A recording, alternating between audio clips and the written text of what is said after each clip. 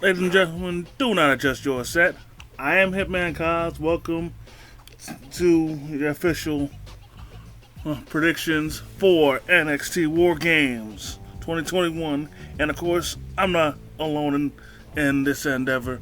Please welcome, as usual, the co-host, the humble man Gary. Welcome to the contracts. My man Cos Painting was goody, yo. Ain't shit, man. No, man, it's time to get into this war. You know? Yes, sir. War games, let's do it. All right.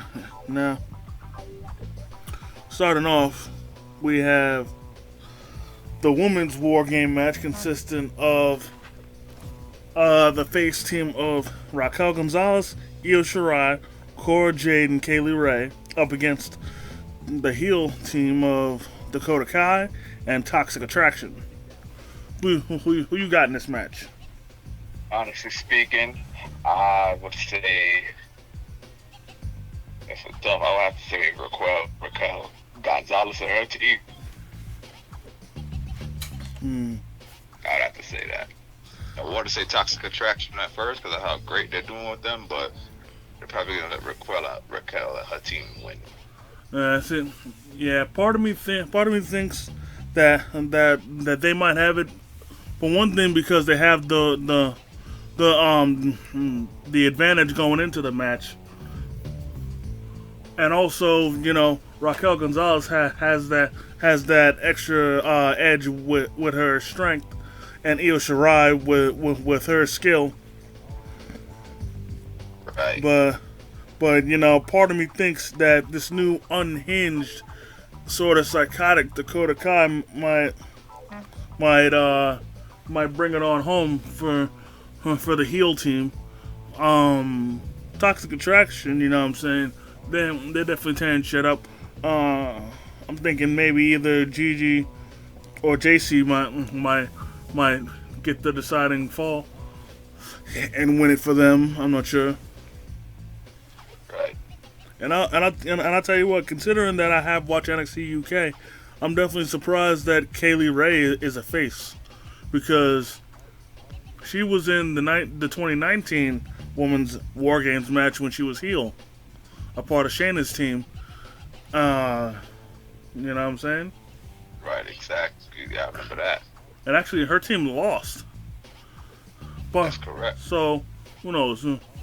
Maybe they might pull it out. Part of me, even though I want the heels to win, I still think the faces have an advantage just because Raquel and Io are tough as nails, and pretty much Right. anything thrown at, and also Kaylee Ray also are they're all tough as nails. They've been through hardcore shit like that, and Exactly.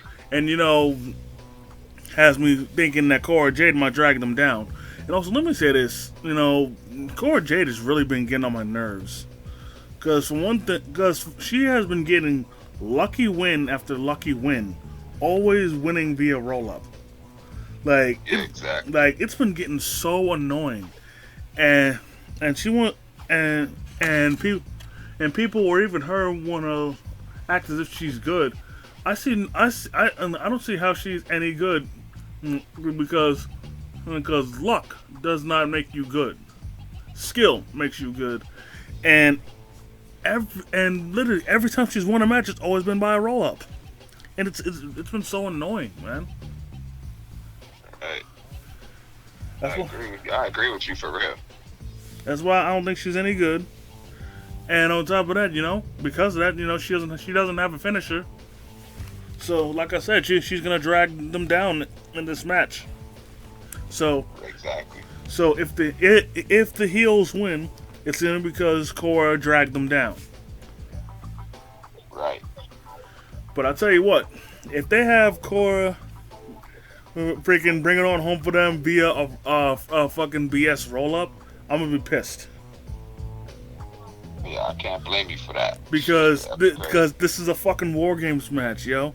Can't have it. You can't have that shit and like that. Exactly. Like, it would be just as bad as when freaking win at Survivor Series, Becky Lynch pinned Charlotte while gripping the ropes, or when, I hate to bring this up, or in Hell in a Cell where it was Seth Rollins versus The Fiend and the match got stopped. Exactly. And I'm sorry to bring that up because that was the worst thing ever, but it was for all, it was for an example. Right. But yeah. Well, moving on, we have a match type that hasn't been done in years. We have Duke Hudson up against Cameron Grimes in a hair versus hair match. Yeah, that's shocking. Like, it's truly been a long time since I've seen a hair versus hair match in WWE. Yeah, me too. I mean, I've seen matches where wrestlers put their hair on the line where the other haven't, but a hair versus hair match, nah, it's been a minute. It's been a good minute. Exactly. I mean, and like, I really don't count when Enzo Amore faced off against Sylvester Lafort, because even though Enzo won, he didn't shave his head. He shaved his partner's head. So that really didn't count to me. So like I said, it's been many years. Exactly. So, you know, this definitely, you know, has piqued my interest. Also, I gotta say, I really like Duke Hudson's character of being this expert gambler and whatnot, you know? Oh yeah, it's real interesting, I must say. Freaking, and this cocky swagger that he has with the way he talks, with the way he walks, it's so perfect. You know what I'm saying? He had to have been working on this, man, because it's so good. Right. Like, he's just so smooth with it. Exactly. And I tell you what, Cameron Grimes is really good with his storytelling, because part of me honestly thinks that the story he told about why he kept his hair long and his beard long, like, part of me thinks that story is real. How, like, he kept both his hair and his beard long to remember where he came from and how long it took him to get him where he's at now. Right. Right. But I tell you what, man, I really don't want to see either one of these guys bald, but one of them's gonna have to get the head shaved. And Exactly. and honestly, given how hair versus hair matches have gone, I can, the only way I see this ending is with Duke Hudson losing, because to this day, at least in WWE, I've never seen a hair versus hair match where no, actually no, I'm lying. There's only been one time where there's been a hair versus hair match and the heel won, and that was Chris Jericho versus Kevin Nash. Yeah, that is the truth. And Jericho won, and even though he didn't shave his head, he did cut his hair though. Right. And he was having a field day. Yep, he was. But the match itself was a cover up, because Kevin Nash needed to cut his hair a bit for a movie role that he landed. That is correct. Yeah, but yeah, every time a heel wrestlers put their hair on the line, they've always lost. Freaking CM Punk lost. Kurt Angle. Yeah, Kurt Angle lost. Molly Holly. Yep. Jeff Jarrett. Yep. Like, they were all heels when they lost their hair. Exactly. And as I think about it, pretty much all of them have grown their hair back. Yeah. I mean, Kurt didn't, because he always kept his shit bald just because he looks better bald. Exactly, and not only that, his hair was thinning out anyway, so it's quite obvious why he got him released. Yeah, but believe it or not, back when he was in TNA, he started to let his hair grow a bit, and his hairline was restored. But yeah, that is correct. But I will say this: even though his hairline was restored, he still looked better bald. So I wasn't feeling it at all. Got you. But and then CM Punk's hair grew back, but he's chosen to keep it short. Molly Holly's hair grew back, you know, or even and yeah, actually, period. The only other time I've ever seen a face superstar lose a hair versus hair match was remember, you ever heard of Roxy Laveau? Yeah, I believe I did. Yes, back in TNA. What happened was freaking all the TNA knockouts were in Jim Cornette's office complaining, but they were all talking at once, and they essentially got on Jim Cornette's last nerve. So what happened was they basically had about a royal of a match, I think, until there was two people left. And then those two people faced off in a ladder match, where the winner would become Knockouts champion and the loser would get the head shaved. And Roxy lost. And the thing was, Roxy was a face. Wow. So, that's another case of a face superstar losing a hair versus hair match.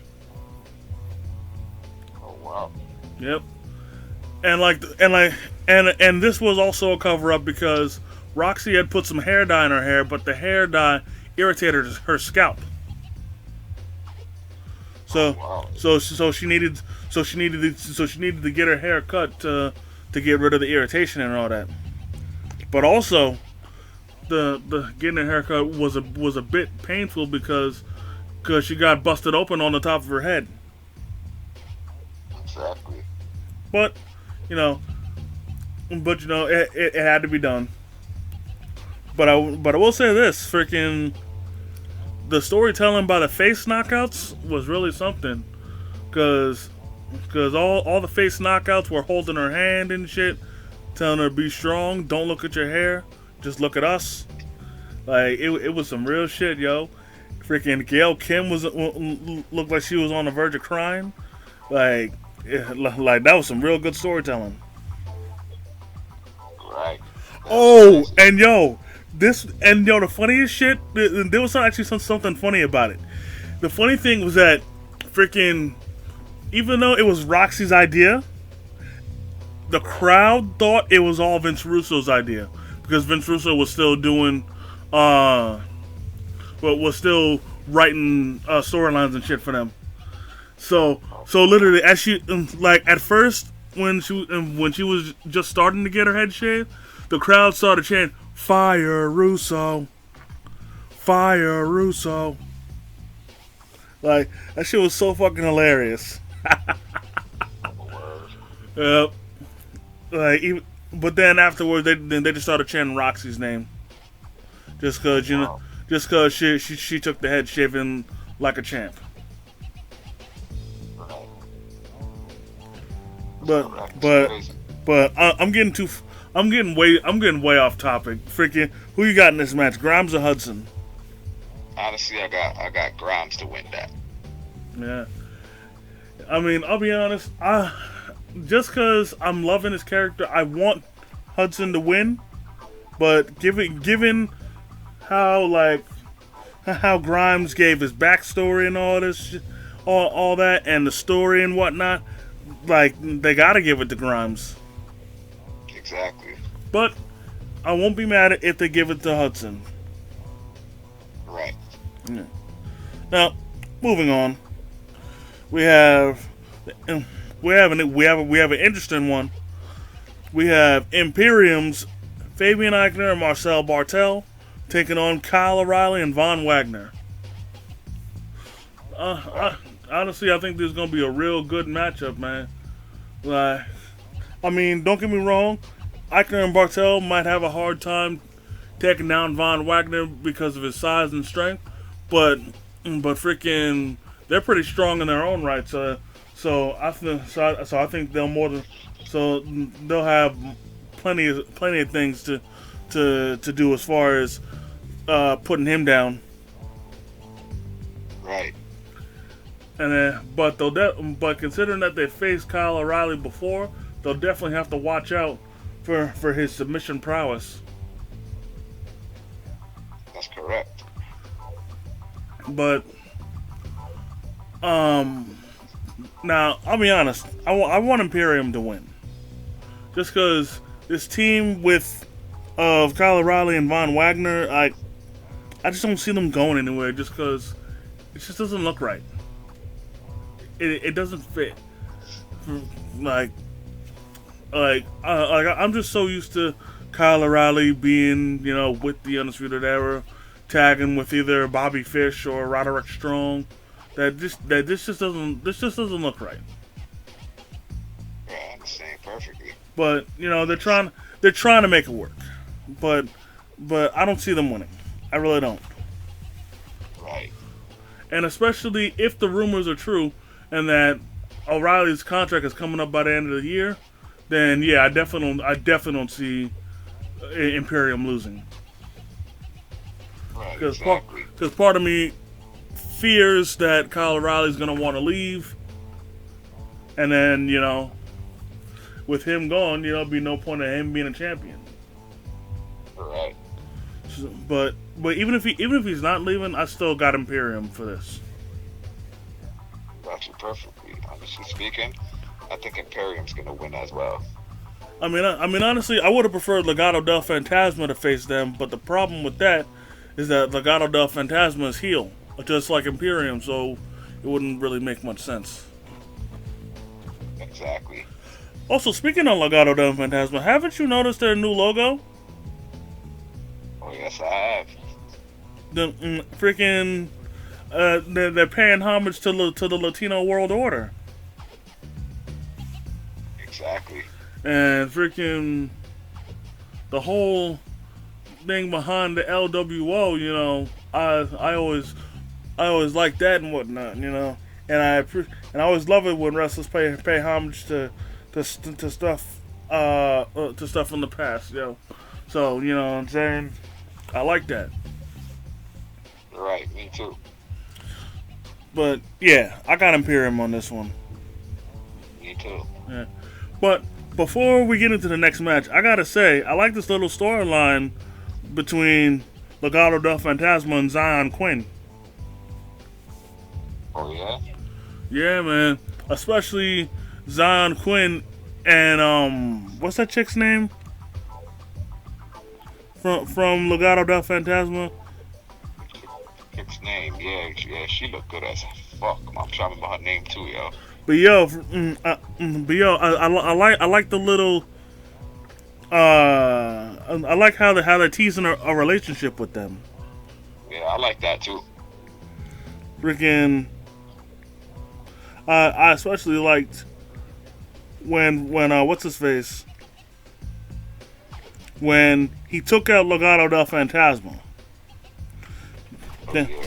And then after he did that, he was up in her face, and then she tried to swing on him, but he grabbed her arm. Then she tried to swing him with her other arm, and then he grabbed that arm, and then he pulled her close to him. Right. I thought that shit was so smooth, man. Right. Like, and like the look on her face, like she was like he completely threw her off completely. Yeah, he did. That's crazy. Like, and I feel bad right now because I'm trying to remember her name because she's pretty skilled. She's pretty skilled, he said. Yeah, Yes, she is. she's been very good in the ring, man. Exactly. Like honestly, once she gets a few more wins under her belt, I see her being another power wrestler. Alongside Raquel Gonzalez. So now maybe one of these days she could feud with her. You know what I'm saying? Yeah, I feel you perfectly. Exactly. That would be Yeah, that'd be so. Oh, her name is Electra Lopez. Right. All right, that's what it is. Um. So yeah, that'd be so dope. And honestly, I'm just waiting for them to do something seriously with them, whether it be Elektra finally giving in and giving him a chance, even though he refused to be a part of Legado del Fantasma, or Zion turning heel and joining them. But you know, I think the first thing might happen first because he already said no to them. So, Right. but you know, and anything can happen.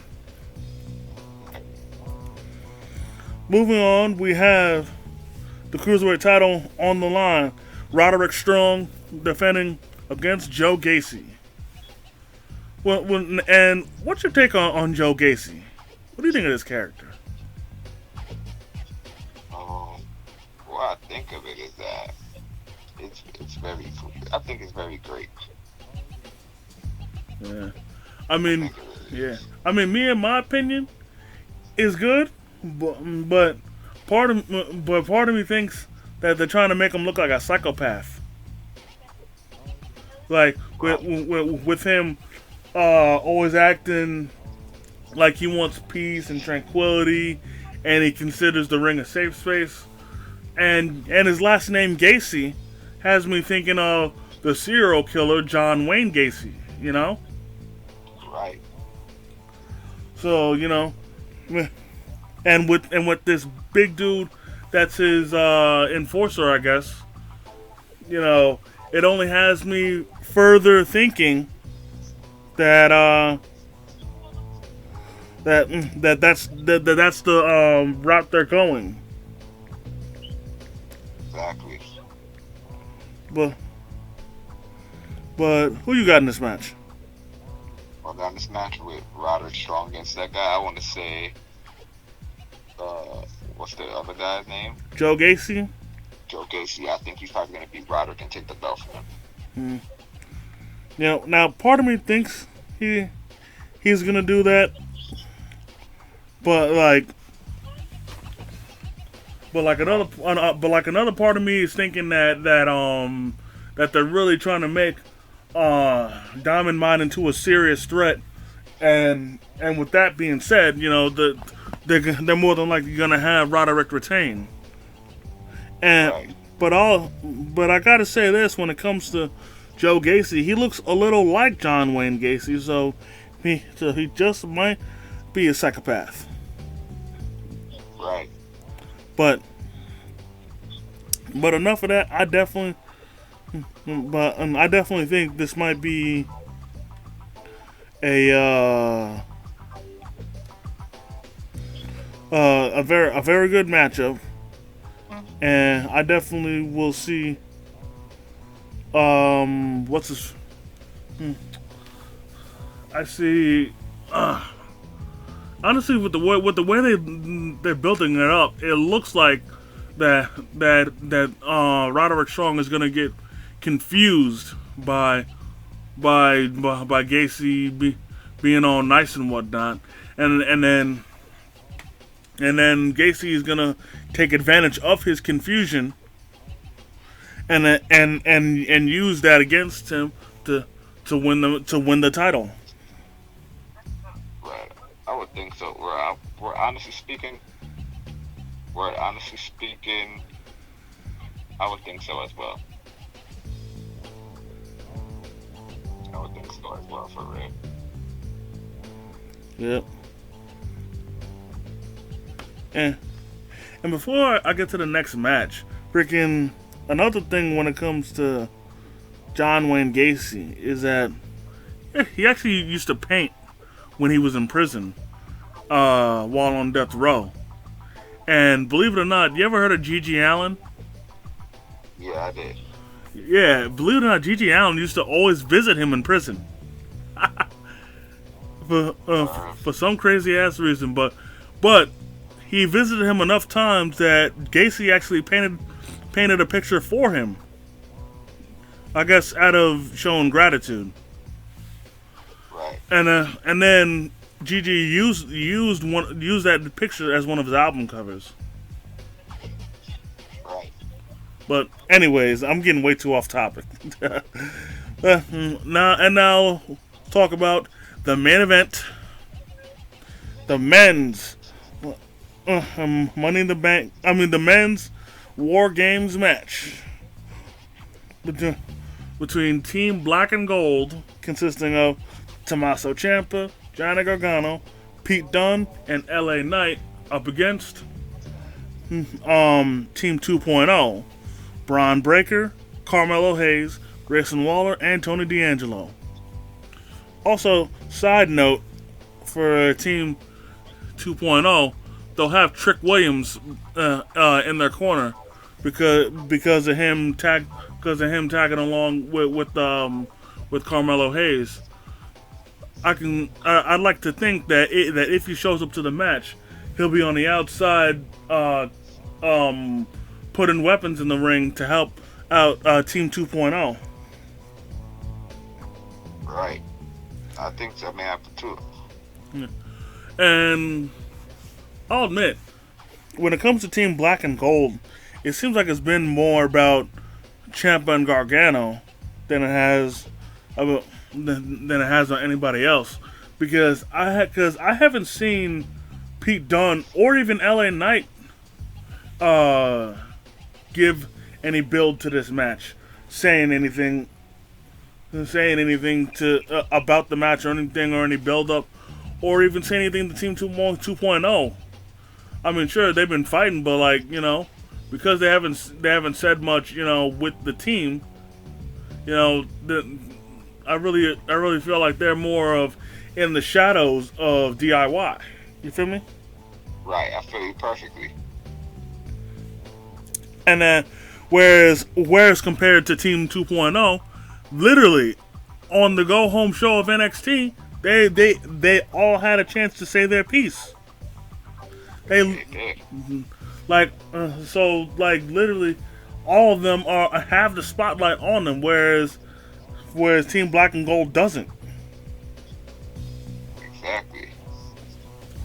And I'll admit, first off, when Grayson Waller just randomly turning heel, I did not see that coming. Because he was a face. He was a face, but then he just randomly turned heel. Randomly just started talking shit about the long time stays in NXT, like Ciampa and Gargano and all them. Exactly. And part of me was wondering, where is this coming from?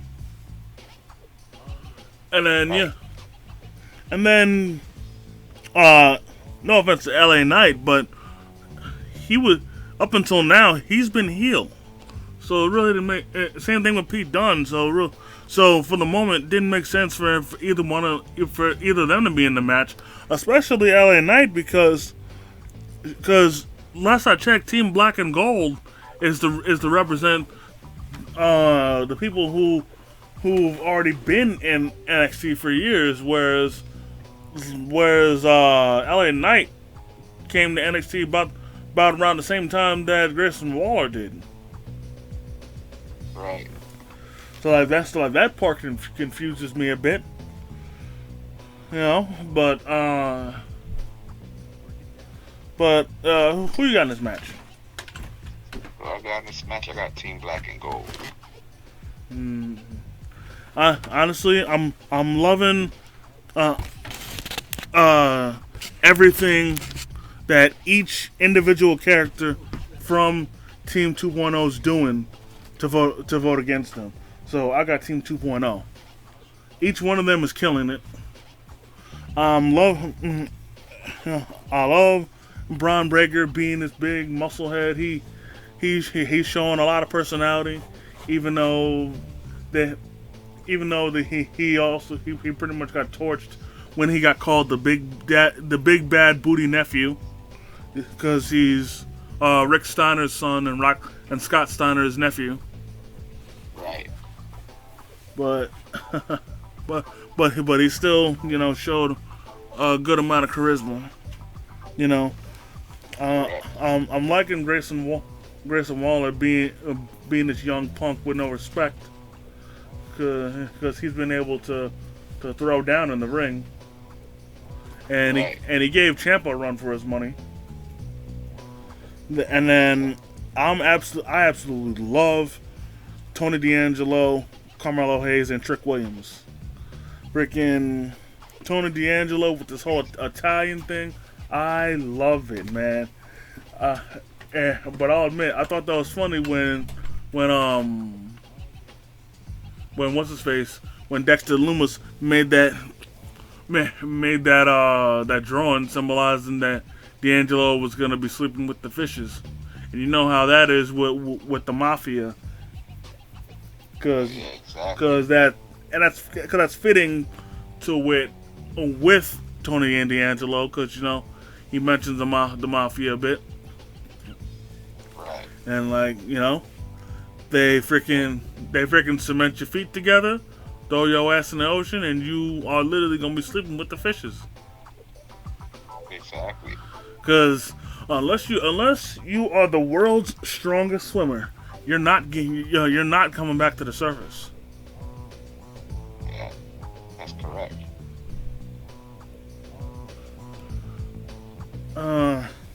And then of course, what more can there be said about Carmelo Hayes and Trick Williams, man? For like personally, Trick Williams is definitely bringing the charisma out of Carmelo Hayes, because Trick already has plenty of it, and he's basically just helping out Melo find his charisma, and it's working so far, Exactly. So and if anybody's gonna be bringing it on home for Team 2.0, it's gonna be Melo, because Melo don't miss. That is a fact. But when I thought of his catchphrase, it could only hit. I'm sorry, it just had me thinking of Mela is money. Anything Mellow, you feel me? Right. And I mean, sure, they have nothing to do with each other, but freaking, they both have similar phrases. Mela is money, Mellow don't miss. But she's already ripping off masked Cody Rhodes, whereas Melo's being his own man. But yeah, exactly. I got Team 2.0 on this. Right.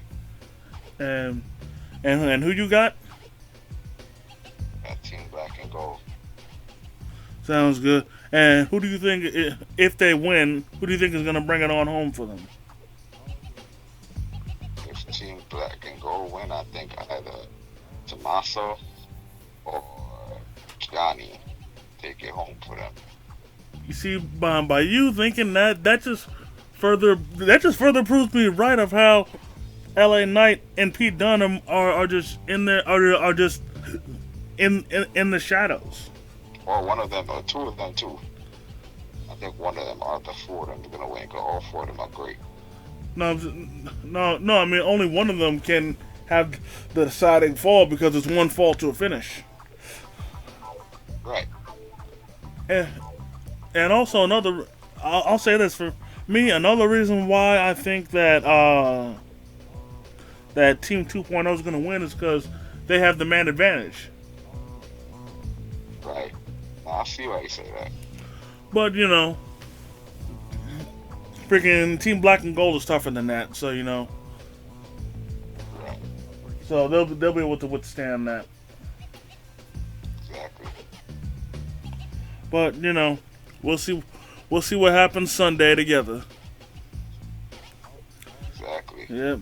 So at this time, we're gonna end it off right here.